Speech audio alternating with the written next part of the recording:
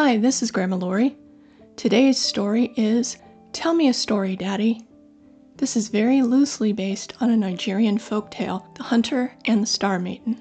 Tell me a story about the stars, Daddy, said Chioma.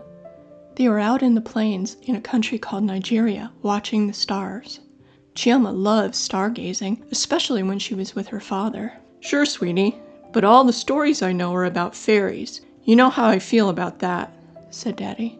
That's okay, I understand. I just want to hear a story from your childhood.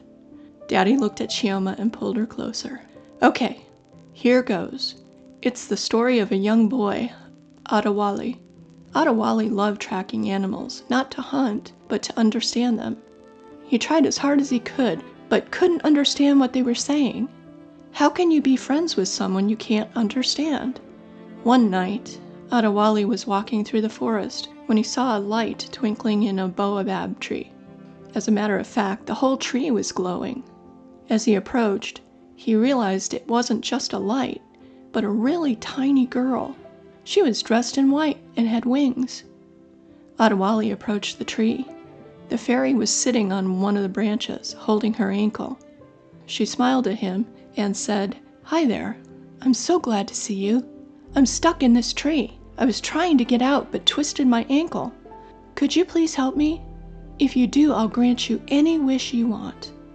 Adewale was so surprised he couldn't speak for a moment. When he finally got his thoughts together, he said, "I'll help you if I can, but what do I do?" "Give me your finger," said the star fairy.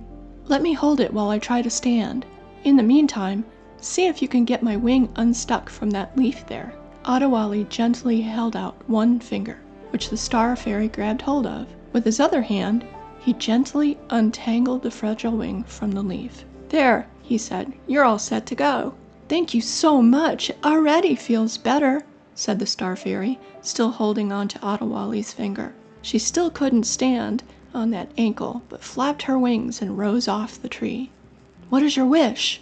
The star fairy figured Adewale would ask for money for the latest video game or as much ice cream as he could eat. Adewale thought and said, "I'd like to be able to talk to the animals. I've tried on my own, but I just can't get them to understand me." The star fairy, so touched by his wish, granted it immediately. "Now you'll even be able to understand the whispers of the forest." "Thank you!" Adewale could already hear the giraffes whispering from the trees. The star fairy flew off after waving goodbye. As she left, she made sure Adewale could see in the darkness, so she scattered stars across the sky to light his way.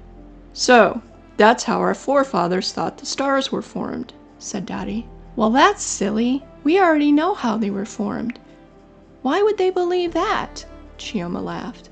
"They didn't have any knowledge. They only knew what they could see. If they couldn't understand something, they thought it was magic or fairies. We now have much more knowledge. We understand how things were created. We understand the movement of the planets and the stars," said Daddy. "Daddy," Chioma asked, "I love you. Thank you for the story." This has been Grandma Lori. Thank you so much for joining me. I hope you enjoyed this story.